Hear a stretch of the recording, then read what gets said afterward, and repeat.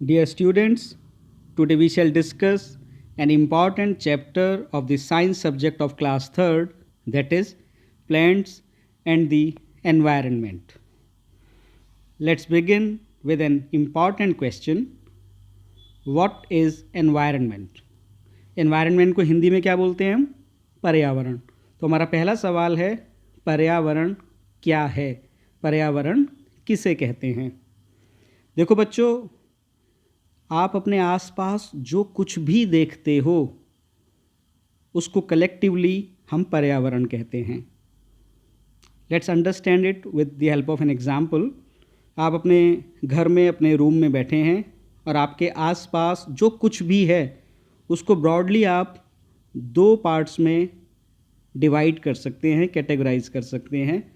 आपके आसपास ऐसी थिंग्स भी हैं जो लिविंग हैं और ऐसी थिंग्स भी हैं जो नॉन लिविंग है. आपके घर के जितने मेंबर्स हैं वो लिविंग हैं. मॉस्किटो लिविंग है. घर में अगर कोई प्लांट्स लगे हुए हैं वो सब लिविंग हैं. साथ ही साथ आप जिस चेयर पर बैठे हैं वो नॉन लिविंग है. आप जिस ग्लास में पानी पी रहे हैं वो ग्लास भी और वो पानी भी नॉन लिविंग है. तो यानी कि हमारे आसपास दो तरह की चीज़ें रहती हैं, लिविंग एंड नॉन लिविंग. और इन दोनों को अगर हम कंबाइन कर दें तो वह बन जाता है हमारा एनवायरनमेंट. तो how can we define environment? Simply living and non living things that surround us and affect our life, it is collectively called our environment. हमारे आसपास लिविंग और नॉन लिविंग थिंग्स जो हमें चारों तरफ से घेरती हैं और हमारी लाइफ को असर डालती हैं, प्रभावित करती हैं, उन्हें हम एनवायरनमेंट कहते हैं. और अगर हम एक हेल्दी लाइफ जीना चाहते हैं then it is compulsory that we must keep our environment clean. तो हमें अपने उस पर्यावरण को साफ रखना होगा. Now let's discuss the importance of plants. जो प्लांट्स हैं, जो फॉरेस्ट हैं, जो ट्रीज़ हैं, उनकी क्या उपयोगिता है, उनका क्या महत्व है, उनकी क्या इम्पॉर्टेंस है, इसको हम डिफरेंट हेडिंग्स में डिस्कस करेंगे. सबसे पहले हम बात करते हैं एयर क्लीनिंग की.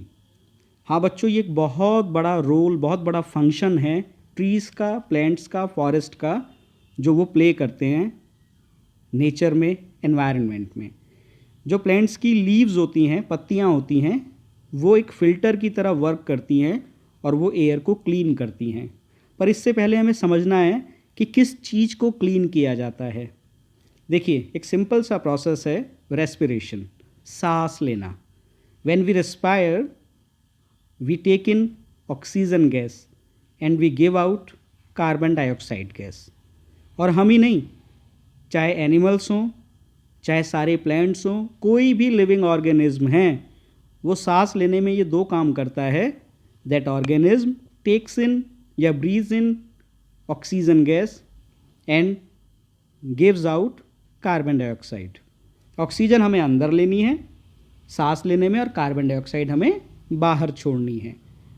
कार्बन डाइऑक्साइड चूँकि हमने बाहर लिबरेट की है तो वो हमारे किसी काम की नहीं है. अब यहाँ से प्लांट्स का, फॉरेस्ट का एक इम्पॉर्टेंट रोल शुरू होता है.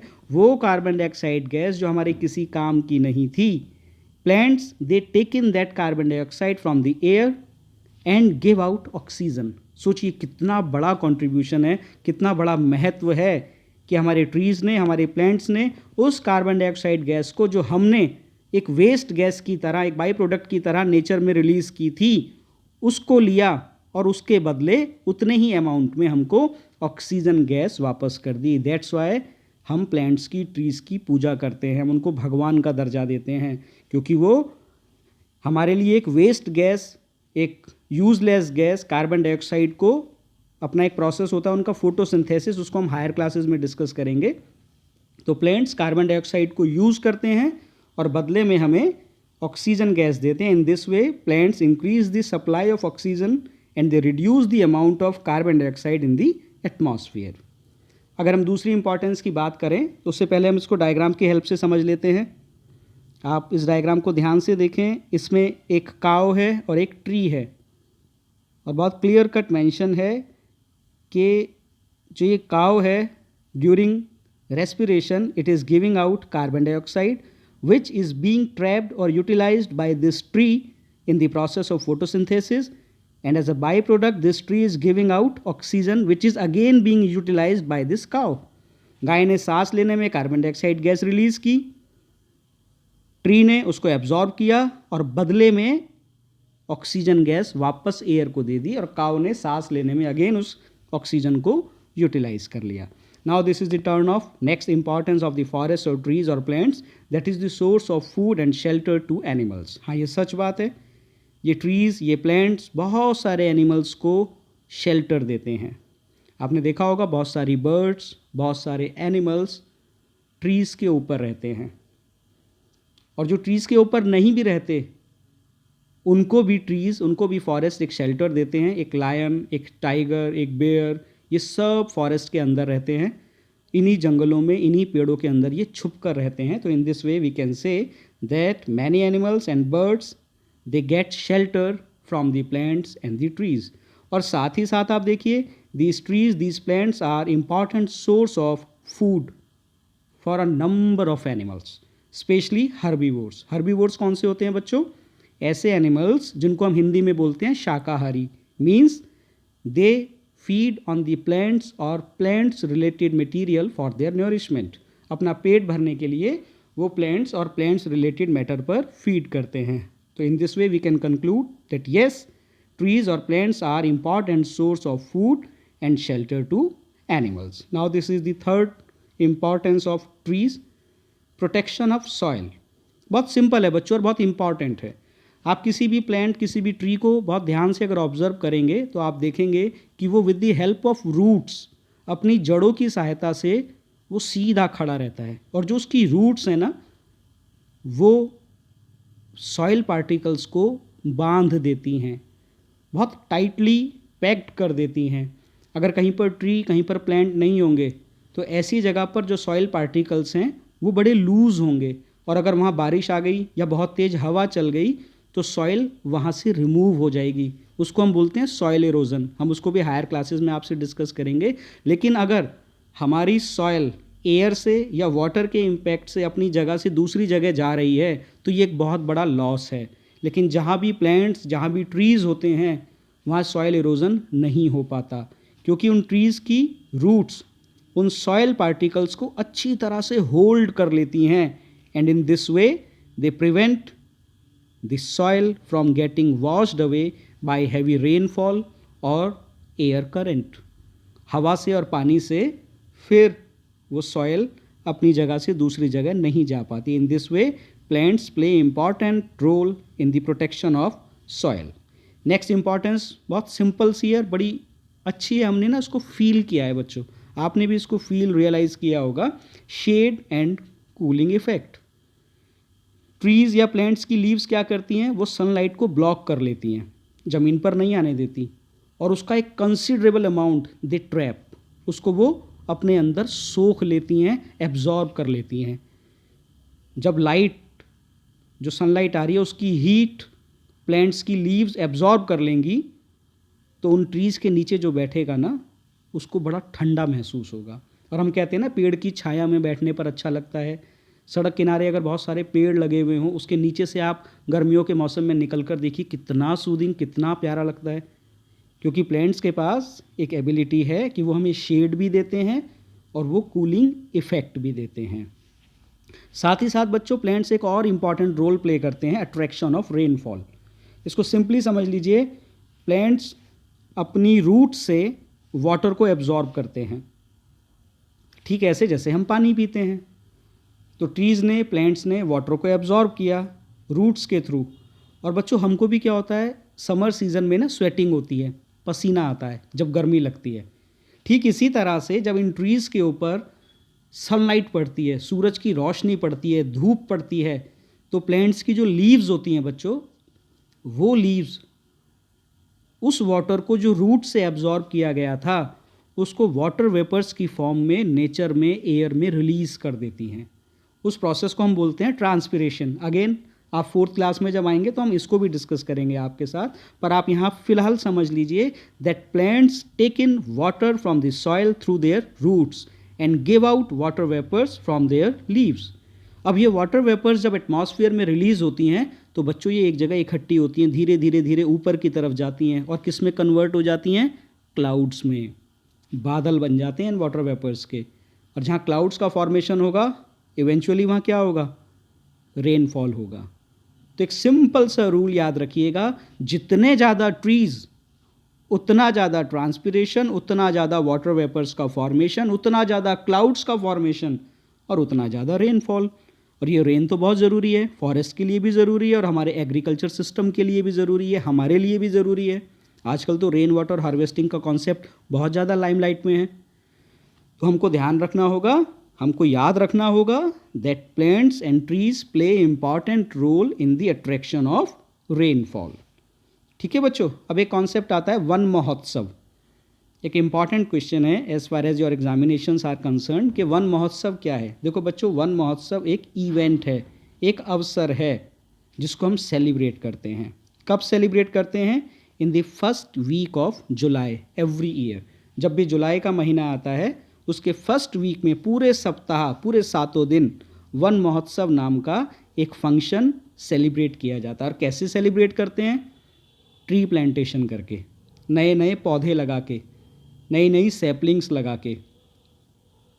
क्यों बच्चों? इस इवेंट को सेलिब्रेट करने का सीधा सीधा हमारा एम होता है टू स्प्रेड और to create awareness about the uses and importance of trees. हम लोगों को बता सकें कि पेड़, ट्रीज़, फॉरेस्ट वो बहुत इम्पॉर्टेंट हैं, उनके महत्व को हमें समझना चाहिए, उनका ध्यान रखना चाहिए, उनको अननेसेसरी नुकसान नहीं पहुंचाना चाहिए। तो लोगों को समझाने के लिए वन महोत्सव हमारे देश में सेलिब्रेट किया जाता है। कब? जुलाई मंथ के फर्स्ट वीक में। तो आप भी आगे से याद रखिएगा, जब जुलाई आएगा उसका फर्स्ट वीक होगा, आप अपने टीचर से कंसल्ट कीजिएगा जून के ही लास्ट वीक में या जुलाई में कि मैम वन महोत्सव आ गया है, हमारा कोई स्पीच कंपटीशन करा दीजिए, हमारा कोई डिबेट करा दीजिए, कोई राइटिंग, ऐसे राइटिंग का कंपटीशन रख दीजिए, ताकि आप खुद अवेयर हो सकें, लोगों को अवेयर कर सकें, पूरे स्कूल को अवेयर कर सकें कि प्लांट्स और trees they are of immense importance to the survival of human beings. अब बात आती है, जब प्लांट्स इतने इंपॉर्टेंट हैं तो वी मस्ट सेव देम, क्योंकि हमें अपने एनवायरनमेंट को बचाना है, खुद को बचाना है, तो वी मस्ट कंजर्व फॉरेस्ट। तो सवाल उठता है how can we protect them. इसके लिए बच्चों बहुत सिंपल से वेज हैं, 4 ways have been included in your syllabus, one by one we take them. पहला है नो कटिंग डाउन फॉरेस्ट और ट्रीज़, हमें पेड़ों को नहीं काटना चाहिए।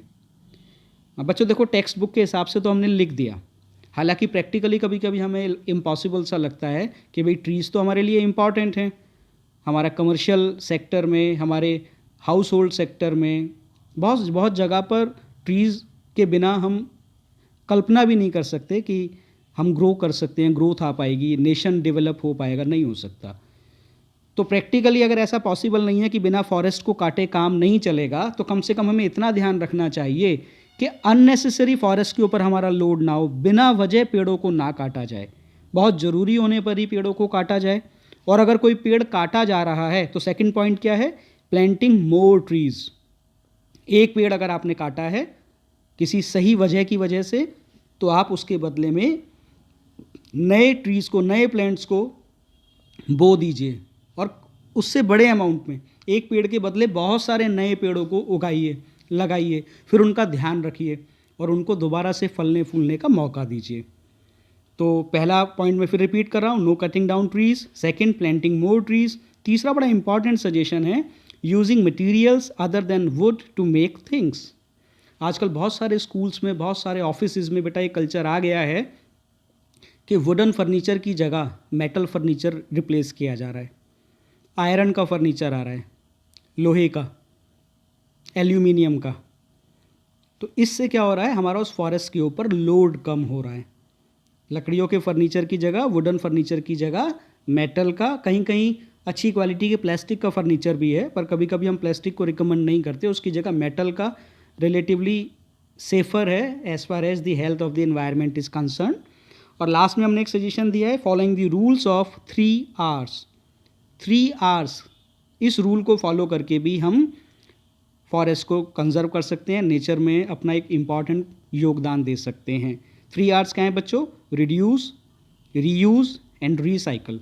Let's understand this concept of 3 R's one by one. फिर मैं बता रहा हूँ आपको, पहले R it stands for reuse, second stands for reduce and finally recycle. चलिए एक एक करके डिस्कस करते हैं। पहले हमने रिड्यूस लिया है। रिड्यूस का मतलब क्या होता है? टू यूज़ लेस, किसी चीज़ का कम इस्तेमाल करना। अगर आप चीज़ों का इस्तेमाल कम करते हैं तो भी आप एनवायरमेंटल प्रोटेक्शन में अपना बहुत इम्पॉर्टेंट कंट्रीब्यूशन देते हैं। चलिए मैं आपको एक छोटा सा एग्जांपल देता हूँ। आप पेपर को यूज़ करते हैं। पेपर कहाँ से आता है? It is made from would. Paper लकड़ी से बनता है। लकड़ी कहाँ से आती है? फॉरेस्ट से आती है। तो जब आप एक नोटबुक अपनी पूरी भर देते हैं और एक नई नोटबुक मार्केट से परचेज़ करते हैं तो आपने उस फॉरेस्ट के ऊपर अपना लोड बढ़ा दिया। जब जब आप अपनी नोटबुक में किसी पेज को फाड़कर डस्टबिन में डालते हैं, आपने नेचर के ऊपर डिफॉरेस्टेशन का लोड बढ़ा दिया। कभी हमने सोचा भी नहीं इस बात को। हम तो क्लासरूम में बैठे हुए लास्ट पेज के ऊपर ड्राइंग करते रहते हैं, कार्टून्स बनाते रहते हैं, कुछ भी लिखते रहते हैं और पेजेस को ऐसे फाड़ फाड़ के डस्टबिन में डालते रहते हैं। ऐसी कई नोटबुक्स होती हैं हमारी, हमने 2, 3, 4 पेजेस लिखे, बाकी वो खाली है, उसको छोड़ा, फिर नई नोटबुक परचेज कर ली। In this way we are creating, building up a pressure on our forest resources. इसकी तुलना एक ऐसे स्टूडेंट से करते हैं जो पेजों को नहीं फाड़ता, जो बहुत रेशनली, बहुत दिमाग लगा के, बड़ी समझदारी से नोटबुक्स को यूज़ करता है। तो वह छोटा सा बच्चा नेचर के लिए इतना बड़ा योगदान दे रहा है और वो रिड्यूस कॉन्सेप्ट को फॉलो कर रहा है। एक बच्चा जो अपनी एक फेयर नोटबुक, अगर उसकी कुछ पेजेस बकाया हैं, बचे हुए हैं और उसका सत्र सेशन ओवर हो गया, वो नई क्लास में आ गया है, तो नई क्लास में भी वो अपने लास्ट ईयर की नोटबुक्स के उन बचे हुए पेजेस को रफ़ नोटबुक की तरह यूज़ करता है। वो अलग से एक रफ़ नोटबुक मार्केट से परचेज नहीं करता। तो in this way he or she decreases the load of deforestation on the environment।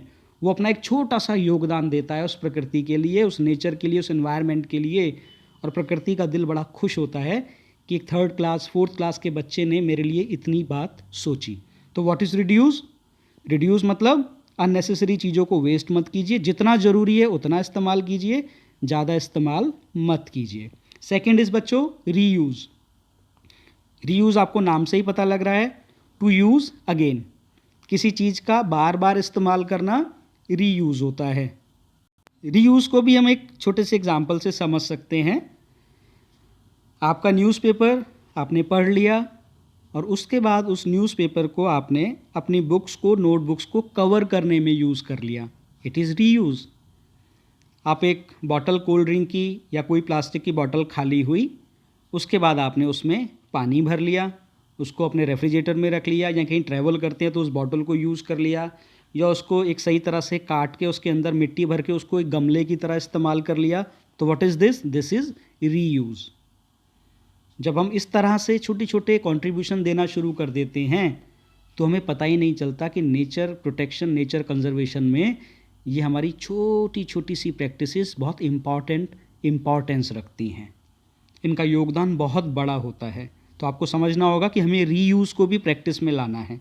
एक चीज़ को एक बार यूज़ किया और वो दोबारा अगर इस्तेमाल हो सकती है तो उसको जल्दी से फेंकना नहीं है, उसको 2 बार 3 बार 4 बार, जैसा भी उस प्रोडक्ट की नेचर है, जैसा भी आपकी डिमांड है, रिक्वायरमेंट है, हमें इस तरह से इस काम को करना चाहिए। Finally recycle. रिसाइकल का मतलब क्या होता है बच्चों? To make something new from old and used things. ये जनरली इंडस्ट्रियल लेवल पर होता है, ये मैन्युफैक्चरिंग यूनिट के लेवल पर होता है। इसमें हम क्या करते हैं, जैसे हम पुराने पेपर्स को रद्दी वाले को बेच देते हैं, अपनी अखबार, अपनी नोटबुक्स, तो वो इंडस्ट्री में जाती हैं और उस पेपर को दोबारा से प्रोसेस किया जाता है और एक नया पेपर तैयार हो जाता है। This is called recycling. तो हमको रिड्यूस भी करना सीखना है, हमको रीयूज़ भी करना सीखना है और चीज़ों को प्रॉपर हैंड में सेल आउट करना है ताकि उनकी सही तरह से रिसाइकलिंग हो सके।